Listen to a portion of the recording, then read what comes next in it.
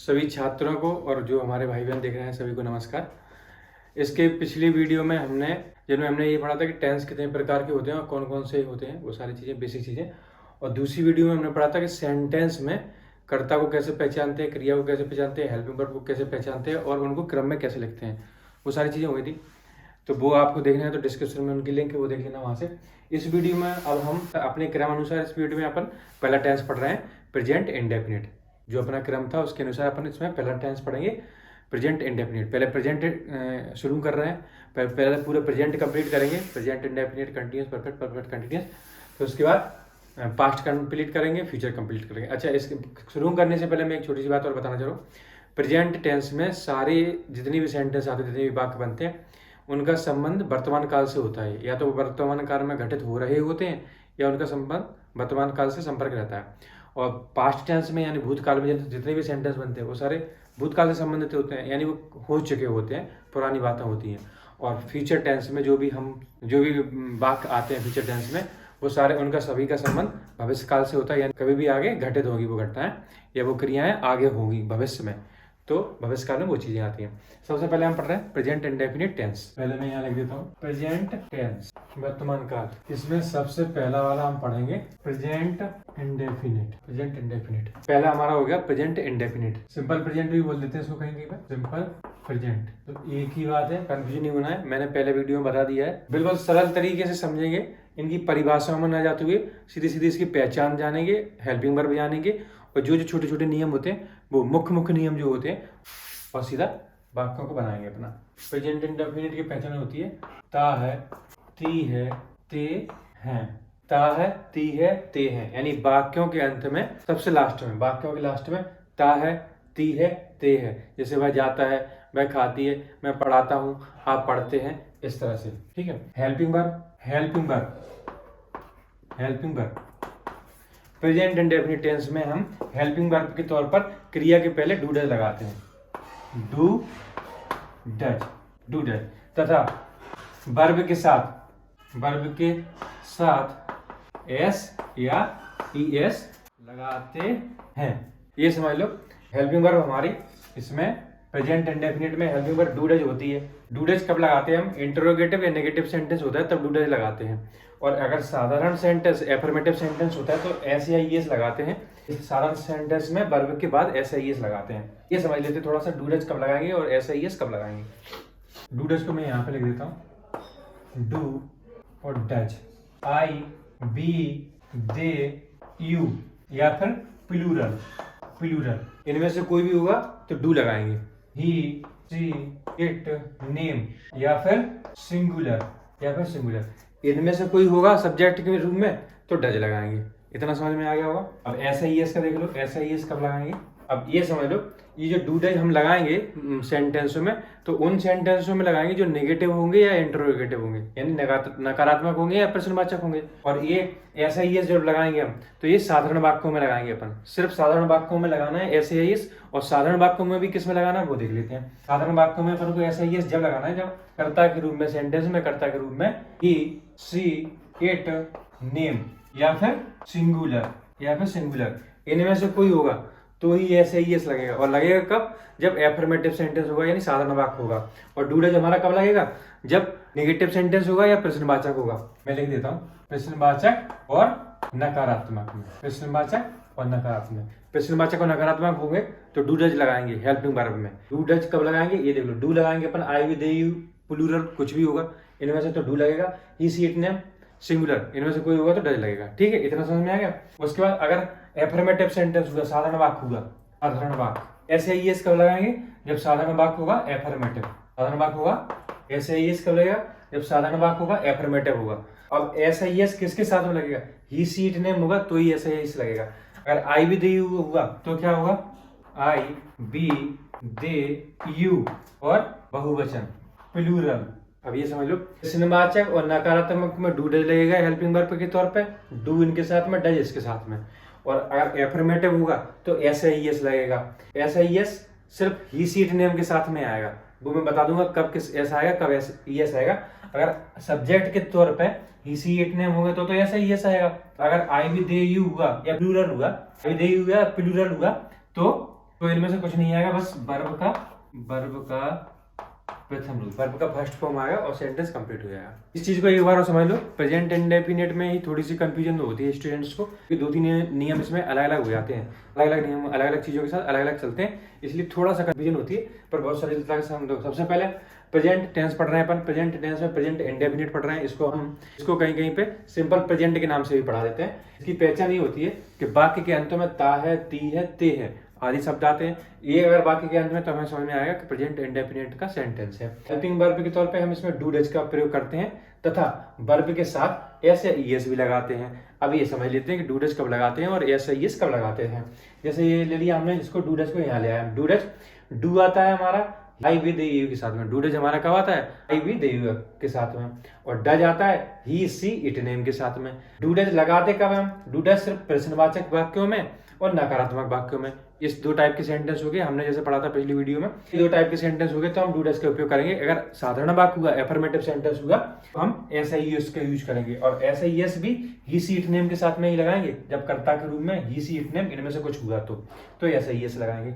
अगर कर्ता के रूप में इनमें से कुछ हुआ, कर्ता के रूप में आई विद यू में से कुछ हुआ या प्लूरल हुआ, तो हम वर्ब का फर्स्ट फॉर्म लगा के आगे बढ़ा देंगे। कुछ नहीं लगता उसमें, क्रिया का पहला रूप लगा के जो क्रिया होती है, जिसमें जैसे हमने कहा चलना, वॉक, हमने कहा दौड़ना, तो रन लगा के आगे बढ़ जाएंगे, पर कुछ नहीं करना। इतना समझ में आ गया होगा। अरे यहाँ कंफ्यूजन होती है कि प्रश्नवाचक नकारात्मक क्या सेंटेंस होते हैं, एफर्मेटिव साधारण वाक्य क्या होते हैं, क्रिया क्या होती है, सहायक क्रिया क्या होती है, सब्जेक्ट क्या होता है, इनमें से कौन सा सब्जेक्ट कैसा क्या। तो पिछली 2 वीडियो दी है, उनमें से देख लो, क्लियर समझ में आएगा। बड़ी सरलता से समझाया, दोनों चीजें सब बारीक बारीक से, ये सारी चीजें अपन ने क्लियर की हैं वहां। अब इसके आगे चलते हैं।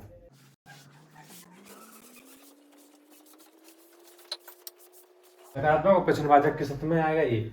और अगर साधारण सेंटेंस हुआ, साधारण वाक्य हुआ, एफर्मेटिव सेंटेंस, ऐसा यस आएगा। ऐसा यस आएगा किसके साथ में? सिर्फ इनके साथ में। ऐसा यस आएगा किसके साथ में? इनके साथ में। ठीक, क्लियर समझ में आया? इतना समझ में आएगा।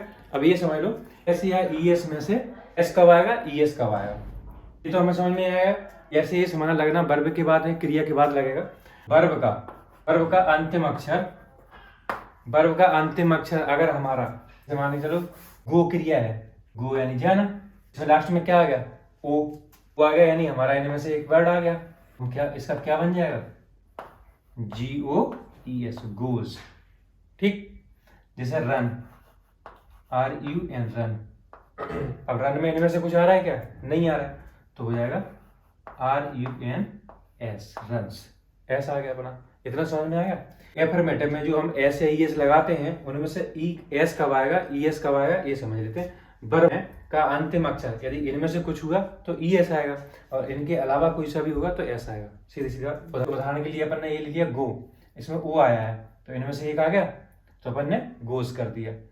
रन ले लिया, इसमें इनमें से कोई नहीं है तो अपन ने एस लगा दिया, ये वाला हमने एस लगा दिया। 2 उदाहरणों वाले ले लेते हैं। जैसे रीड, READ, रीड में हमारा एस लग जाएगा, READS, रीड्स। क्योंकि इनमें से कुछ है नहीं है तो सीधी सीधी बात एस लगा दिया हमने। एक इसका ले लेते हैं, कैच नहीं पकड़ना, CATCH, कैच। इसमें हमारा CH आ रहा है, इसमें हमारा O आया था, तो O आया था तो हमने ES लगा दिया था नियम के हिसाब से। इसमें CH आ रहा है तो ES लगा दिया, कैचेस, CATCHES। समझ में आया? ये क्लियर हो गया। ES में से ES कब लगाएंगे? जब वर्ब का कोई भी अक्षर इनमें से कोई भी होगा तो ES लगाएंगे, और अगर इनके अलावा कुछ भी हुआ तो S लगा के आगे बढ़ा देंगे। ऐसे ES के अलावा एक अक्षर और होता है, IES भी और ऐसे ES के अलावा IES भी आता है, बहुत कम आता है ये 10th-12th लेवल में, तो कम ही पढ़ते हैं इसको, कम ही टीचर्स पढ़ाते हैं। पर IES भी आता है तो बाई की जगह पे अपन वो भी बता देता हूँ मैं। अगर IES आ गया कहीं पे, जैसे मान के चलो वर्ब आ गई अपनी फ्लाई, क्रिया क्या है? फ्लाई, फ्लाई है। अगर फ्लाई क्रिया है और उसमें बाई के पहले व्यंजन है, कॉन्सोनेंट है, तो हम IES कर देते हैं। और अगर बाई के पहले स्वर है, वोवल्स हैं, तो एस लग जाएगा, सिंपल से एस लगेगा। जैसे फ्लाई है, फ्लाई के पहले एल आ गया तो व्यंजन है अपना FIES, फ्लाइस। ठीक, CR by cry, CRIES, cries. जैसे PL बाय प्ले। अब देखो बाई के पहले स्वर आ गया, बबल्स आ गया, तो क्या हो जाएगा PLA/S। इतना समझ में आ गया। अगर IS बहुत कम केसेस में आता है, अगर आता है तो मान के चलो, जैसे मान के चलो हमारी क्रिया आ गई फ्राई, क्राई या ट्राई, कुछ भी इस तरह का क्रिया आ गई जिसके लास्ट का अंत बाई है, बाई है और उसके पहले व्यंजन है, कॉन्सोनेंट है, तो हम बाई को हटा के IES लगा देंगे। ठीक है, इतना समझ में आ गया। या फिर इस तरह का आएगा जैसे प्ले, तो बाई के पहले स्वर है, ए आ गया, जैसे बाई के पहले स्वर है तो S लग जाएगा, नॉर्मल S लग जाएगा, सीधी सीधी बात। एक उदाहरण और देख लेते हैं इसके, जैसे STUD by study, STUD by study, by के पहले हमारा D है यानी कि व्यंजन है, STUDIES स्टडीज। उसका ले लेते हैं S का। उसके बाद ले लिया हमने रीपे, रीपे, तो रीपे का क्या हो जाएगा, बाई के पहले स्वर आ गया अपना REPA बाय जैसे रिपेयर्स। ठीक है, ए को ले लेता हूँ SPRA बाय स्प्रे, तो क्या हो जाएगा SPRA बाय S स्प्रे। एक IES का उदाहरण ले लेते हैं, कैरी, CARR बाय कैरी, तो कैरी का क्या हो जाएगा कैरीज। इन्हें समझ में आया। एक बार मैं फिर से इसको समझा देता हूँ, थोड़ा सा इसमें कंफ्यूजन होती है स्टूडेंट को, तो ये समझ लेते हैं अपन फिर से। S कब आएगा, ES कब आएगा और IES कब आएगा, सभी के साथ में ऐसे ही आएगा। अगर कहीं वर्ग का आखिरी अक्षर O, S, SH, CH, X, Z इनमें से कुछ होगा तो ES लग जाएगा। अगर कहीं वर्ब का आखिरी अक्षर जैसे मैंने बना था फ्लाई, ट्राई, क्राई, बाई हुआ और बाई के पहले व्यंजन हुआ, बाई के पहले व्यंजन हुआ, कॉन्सोनेंट हुआ, तो बाई की जगह पे हम IES कर देंगे। इतना समझ में आ गया। ये तीनों चीजें भी समझ में आ गई होंगी अपन को। देखो अब चलते हैं सेंटेंस की तरफ। अब सेंटेंस में समझते हैं, सारी चीजों को सेंटेंस में समझते हैं प्रैक्टिकली। पहला उदाहरण में ले रहा हूं, मैं पढ़ाता हूं, मैं पढ़ाता हूं, तो मैं के लिए क्या लगाएंगे आई। अब मैं पढ़ाता हूं, ये समझ में आएगा कि एफर्मेटिव सेंटेंस है, ना तो ये नेगेटिव है ना ही इंटरोगेटिव है, साधारण वाक्य है, सिंपल सी बात है। समझ में आ रहा है सेंटेंस को देख के, ये साधारण वाक्य है। कैसे पहचान करते हैं, पहले वाली वीडियो में समझ लिया था कैसे पहचान करते हैं नेगेटिव, इंटरोगेटिव और एफर्मेटिव की कैसे पहचान करते हैं। ये समझ में आ गया हमें, ये एफर्मेटिव है, साधारण वाक्य। तो इसमें हमारा डू डैश तो लगना नहीं है, लगेगा तो SIES लगेगा, नहीं तो कुछ नहीं लगेगा। SIES भी कब लगेगा, जब कर्ता इनमें से कोई होगा तो SIES लगेगा। अगर कर्ता आई भी दे इनमें से कुछ हुआ तो कुछ भी नहीं लगेगा। जैसे आई है तो आई है तो कुछ भी नहीं लगेगा हमारा, सीधा आई। और टीच, पढ़ाने को बोलते हैं टीच, TEACH, आई टीच, मैं पढ़ाता हूँ। हो गया सिंपल, कुछ है ही नहीं इसमें। ठीक है, इसी का इंटरोगेटिव बना के देखते हैं। क्या मैं पढ़ाता हूँ, क्या मैं पढ़ाता हूँ। पहले तो अपन ने जैसे ही वाक्य को पढ़ते हैं तो वाक्य को देखते ही पता चल जाता है कि ये प्रश्नवाचक वाक्य हमारा, प्रश्नवाचक चिन्ह भी लगा होता है। प्रश्नवाचक या नकारात्मक में हमारा डू डज लगता था, तो ये प्रश्नवाचक है तो डू डज की तरफ ध्यान देंगे हम। और डू डज में से डू कब आएगा, डज कब आएगा, ये देख लेते हैं। जैसे इसमें सब्जेक्ट हमारा मैं है, क्या है सब्जेक्ट मैं यानी आई, तो हमारा डू आएगा इसके साथ में। अब अगर इंटरोगेटिव सेंटेंस में क्या पहले आ जाता है, वाक्य के पहले से शुरू में ही क्या दिख जाए, तो हम क्या को लिखते नहीं है, हेल्पिंग वर्ब को आगे ले आते हैं। क्या को लिखते नहीं है, हेल्पिंग वर्ब को आगे लेके आ जाते हैं जब वाक्य के शुरू में ही क्या आ जाता है तो यहाँ हमारा मैं के आई के साथ में क्या हेल्पिंग में लगनी है, डू, तो डू आई, पढ़ाने के लिए teach, TEACH, do I teach, बस हो गया। अगला एग्जांपल देखते हैं, पप्पू दौड़ता है, पप्पू दौड़ता है, ये सेंटेंस है, पप्पू दौड़ता है। ये समझ में आ गया, सेंटेंस हमारा एफर्मेटिव है, साधारण वाक्य है। तो हमें डू डज की तरफ नहीं देखना है, लगेगा तो SIES लगेगा। और SIES कब लगेगा, ये अपन को पता चल ही गया कि SIES सिर्फ इसी एक नेम कर्ता के साथ में लगता है। तो पप्पू नाम आ गया यानी नेम है, तो SIES अपना लगेगा।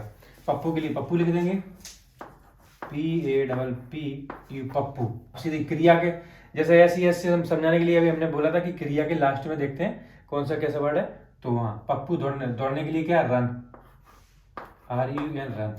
तो हमारा S का नियम इसमें लगता है, पप्पू रन्स, S लगता है, पप्पू रन्स, पप्पू रन्स, पप्पू दौड़ता, बस हो गया। ठीक है, अब इसका प्रश्नवाचक बना के देख लेते हैं। क्या पप्पू दौड़ता है, प्रश्नवाचक है, सेंटेंस समझ में आ गया, क्या भी आ गया और प्रश्नवाचक चिन्ह भी आ गया हमारा। तो क्या पप्पू दौड़ता है। अब क्या वाले सेंटेंस में प्रश्नवाचक है, हमें डू डज देखना पड़ेगा, प्रश्नवाचक में हमें डू डज लगाना पड़ता है। तो पप्पू हमारा नाम है तो डू आएगा या डज, ये देख लेते हैं। नेम के साथ में हमारा डज आता है, ही सी इट नेम, नेम के साथ में डज आता है तो डज लिखेंगे।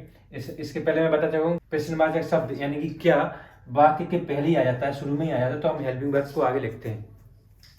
तो पप्पू के साथ में क्या हेल्पिंग वर्ब लगनी है, डज, DOES, डज पप्पू। इसके बाद सब्जेक्ट आएगा Pappu, does Pappu run, does Pappu run. अब आप कहीं ये तो नहीं सोच रहे हैं कि रन के साथ में एस क्यों नहीं लगाया, जैसे यहाँ पे लगाया था तो अपने डूडज लगा दिए तो एस नहीं लगेगा, या तो डूडज लगता है या फिर एस एस लगता है। तो डज पप्पू रन और प्रश्नवाचक चिन्ह। समझ में आ गया सेंटेंस। इसका एक डबल इंटरोगेटिव और बनाता हूँ, यानी दूसरी तरह का इंटरोगेटिव और बनाता हूँ।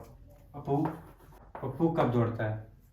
अब इसमें देखो, ये तो समझ में आएगा क्लियर कि इंटरोगेटिव है। इसमें हमारा प्रश्नवाचक शब्द जो है वो वाक्य के बीच में आया है। कहाँ आया है, वाक्य के बीच में। जब भी प्रश्नवाचक शब्द वाक्य के बीच में आता है तो हम प्रश्नवाचक शब्द को सबसे आगे लिख देते हैं। कि पिछले वाले वीडियो में ये चीज मैं बड़ी बारीकी से समझा चुका हूँ।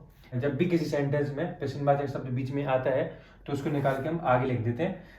पहले प्रश्नवाचक शब्द आएगा, फिर हेल्पिंग वर्ब आ जाएगी, फिर कर्ता आएगा, फिर क्रिया आ जाएगी, इस हिसाब से क्रम से। तो सबसे पहले प्रश्नवाचक शब्द लिखेंगे, क्वेश्चन वर्ड लिखेंगे। कब के लिए लिखते हैं हम, व्हेन। अब देखो पप्पू के साथ में हमारी क्या हेल्पिंग वर्ब चल रही थी, does. When does Pappu run, when does Pappu run, Pappu कब दौड़ता है। क्लियर, समझ में आ गया वो। When does Pappu run, Pappu कब दौड़ता है।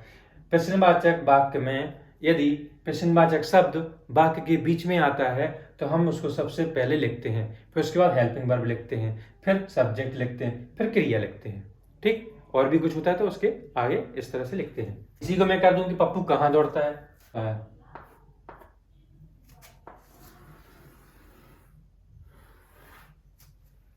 इसी को देख लो, इसी को मैं कह दूं कि पप्पू कहाँ दौड़ता है। तो सबसे पहले प्रश्नवाचक शब्द आ जाएगा कहाँ के लिए, where, WHERE, where does Pappu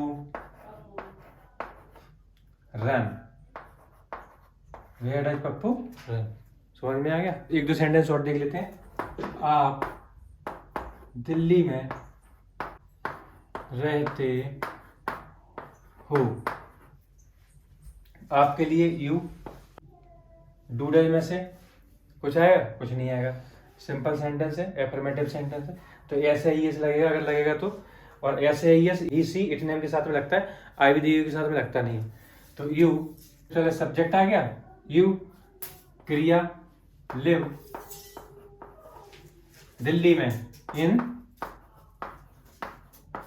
Delhi, you live in Delhi, आप दिल्ली में रहते हो। ठीक है, इसका इंटरप्रेट बना के देख लेते हैं। प्रश्नवाचक वाक्य हो गया अपना। तो सबसे पहले प्रश्नवाचक का ऐसा नियम बोलता है हमारा कि सबसे पहले प्रश्नवाचक शब्दों को आगे लिखेंगे, वाई। अब आप यानी यू, इंटरोगेटिव सेंटेंस है तो डू डज में से कुछ लगेगा, तो आपके लिए यू के साथ में क्या लगता है, डू। वाई डू, सब्जेक्ट हमारा you, why do you live, पूरा पूरा ऐसे बनेगा, why do you live in Delhi. समझ में आ गया बात। इस तरह के सेंटेंस भी इस टेंस में बनते हैं, हमेशा बनते रहते हैं। सूर्य पूर्व से उगता है, उगता है, सूर्य के लिए द सन, उगने के लिए आता है राइज। ये तो समझ में आ गया कि वाक्य हमारा एफर्मेटिव है, साधारण है, तो ऐसे ही इसमें से कुछ लगेगा। और नेम भी है, सब्जेक्ट अपना सूर्य है तो सूर्य नेम भी एक, तो ऐसे ही लगना कंपलसरी है। तो सन राइज, RISE, ES लगेगा कि एस लगेगा, एस लगेगा अपना, सीधी सीधी बात है, क्योंकि ना तो यहाँ पे ओ है, ना SH है, ना CH है, ना X है, ना Z है, तो S. The sun rises in the east, ठीक, the sun rises in the east. ये सेंटेंस हमारा ऐसे भी देखने को मिल सकता है, sun rises in the east, एक ही बात है, ये दाट है, sun rises in the east या फिर the sun rises in the east, एक ही बात, कोई दिक्कत नहीं। इसी को इंटरोगेटिव बना के दिखा देता हूं मैं, सूर्य, इसी को इंटरोगेटिव बना के देख लेते हैं, सूर्य पूर्व से क्यों उगता है। सबसे पहले इंटरोगेटिव है तो अपना डूडल लगेगा, प्रश्नवाचक शब्द हमारा बीच में आया है तो उसको अपन सबसे पहले लिख देंगे वाई डज लग रहा था इसमें, why does the sun, why does the sun rises in the east. Clear? जो भी छोटे मोटे डाउट रहते हैं या कोई चीज़ इसमें भूल रहे हैं आप क्लियर करना है तो आप कमेंट बॉक्स में भी आराम से पूछ सकते हैं, कोई दिक्कत नहीं है। बिंदास होके पढ़ो, बिंदास होके पूछ सकते हो, कमेंट बॉक्स में पूछ लेना जो भी डाउट अपन को, अगर कोई पिछली वीडियो को लेके है या इस वीडियो को लेके कुछ भी है या कोई चीज़ आपको समझ में नहीं आ रही तो वो पूछ लेना, मैं या तो कमेंट में ही रिप्लाई कर दूंगा या अगली वीडियो में उसको कवर कर लूँगा, ठीक है। अच्छा, आप सभी, एक बात और आप सभी लोगों से कहना है कि ये जो वीडियो बनाते हैं यार सच में बहुत ज़्यादा टाइम निकाल के बनाना पड़ता है, क्योंकि स्कूल जाते हैं, स्कूल जाने में पूरा दिन वही निकल जाता है स्कूल में, तो रात में वीडियो शूट करना पड़ता है और काफ़ी टाइम निकाल के फिर उसको एडिट करना, बहुत सारी चीज़ें रहती हैं। तो अगर वीडियो में कुछ सीखने को मिलता है तो प्लीज़ यार लाइक किया करें, शेयर कर दिया करें। अगर अपना कोई पढ़ने वाला स्टूडेंट है, साथी है जिसको ये चीज़ें सीखनी है या पढ़ना है तो उसको शेयर कर दिया करें वीडियो को और लाइक कर दिया करें। और चैनल को जिसने सब्सक्राइब नहीं किया, जिस भाई बहन ने, हमारे छात्र ने, तो चैनल को सब्सक्राइब करो, बेल आइकन को भी दबा देना, जिससे अगली वीडियो में कोई भी डालता हूँ या कुछ भी अपडेट करता हूँ चैनल पे तो आपको नोटिफिकेशन में मिल जाएगा। चैनल को सब्सक्राइब कर लेना और बेल आइकन को दबा देना और वीडियो शेयर कर दिया करो, जो भी अपने भाई बहन हैं पढ़ने वाले, जो ये चीज़ें जो पढ़ते हैं तो उनको, और लाइक वाइक कर दिया करो जो भी। और भी कोई सेंटेंस हो तो आपको पूछना हो तो कमेंट बॉक्स में डाल देना उसको। और इसमें मेरे ख्याल से सारी चीज़ें समझ में आ गई हो, एक बार फिर मैं रिपीट कर देता हूँ सारी चीज़ें। प्रेजेंट टेंस हम पढ़ रहे थे, प्रेजेंट टेंस में हम प्रेजेंट इंडेफिनिट पढ़ रहे थे। प्रेजेंट इंडेफिनिट को सिंपल प्रेजेंट भी बोल देते हैं। और प्रेजेंट इंडेफिनिट की पहचान हमारी थी ता है, ती है, ते है, ये वाक्य के अंत में हमें देखने को मिलता है। और हेल्पिंग वर्ब में हम इसमें हेल्पिंग वर्ब के तौर पे हम इसमें डू डज का उपयोग करते हैं। और एफर्मेटिव डू डज हम उपयोग उन्हीं में करते हैं, सब नेगेटिव सेंटेंस हो या इंटरोगेटिव सेंटेंस, नकारात्मक वाक्य हो या प्रश्नवाचक वाक्य हो, उन्हीं में हम डू डज का उपयोग करते हैं। अगर एफर्मेटिव सेंटेंस होगा या साधारण वाक्य होगा तो उसमें हम एस या ई एस लगाते हैं। और एस या ई एस भी इन्हीं कर्ताओं के साथ में लगाते हैं, ही सी इट नेम और सिंगुलर कर्ताओं के साथ में लगाते हैं एस या ई एस। एस या ई एस कब लगाते हैं? एस या ई एस और आई ई एस भी आ जाता है, इसमें तीनों चीज़ें आती हैं। आई एस बहुत कम आता है तो लेते नहीं है, आई एस बहुत कम आता है तो जनरली इसको पढ़ाते नहीं है, पर आई ई एस भी आ जाता है। S E S I S कब आता है ये मैंने बता दिया कि S S S H C H O X Z, यदि इनमें से कुछ आएगा क्रिया का आखिरी अक्षर इनमें से कुछ होगा तो हम ई एस लगाएंगे। और इसके अलावा कुछ कोई भी अक्षर होगा, इसके अलावा कोई भी अक्षर होगा तो क्रिया में एस लगाएंगे। आई ई एस कब आता है? जैसे क्रिया का आखिरी अक्षर बाई हुआ, जैसे पहले का मैंने एग्जांपल लिया था, ट्राई का, फ्राई का, स्टडी का एग्जांपल लिया, रिप्लाई का एग्जांपल, इनमें सब में बाई आ रहा लास्ट में। क्रिया का आखिरी अक्षर बाई है और बाई के पहले यदि व्यंजन है, कॉन्सोनेंट है तो हम आई ई एस लगाएंगे। सिर्फ कॉन्सोनेंट है तो ही आई एस लगाएंगे, अगर बाई के पहले कॉन्सोनेंट है तो ही बाई की जगह पे आई ई एस करेंगे, ठीक। और अगर बाई के पहले स्वर है, वोवल्स हैं, कोई भी स्वर है तो एस लगा देंगे, नॉर्मल एस लगा देंगे, जैसे प्ले में लगाया था हमने P L A by, by के पहले ए आ रहा है तो P L A by S, plays हो जाता है। प्रश्नवाचक सेंटेंस में हमारे प्रश्नवाचक वाक्य में यदि प्रश्नवाचक शब्द वाक्य के पहले ही है, जैसे मैंने कहा था क्या मोहन पढ़ता है, क्या मैं पढ़ाता हूँ, क्या आप चलते हैं, क्या आप खाना खाते हैं, इसमें इन सेंटेंस में क्या पहले आ रहा है, तो क्या पहले अगर हमारा आता है सेंटेंस में तो हम हेल्पिंग वर्ब को पहले ले आते हैं, चाहे डू डज हो, कोई सी भी हेल्पिंग वर्ब हो उसको पहले लिखते हैं, फिर उसके बाद सब्जेक्ट लिखेंगे और फिर वर्ब लिखेंगे अपनी जो भी है।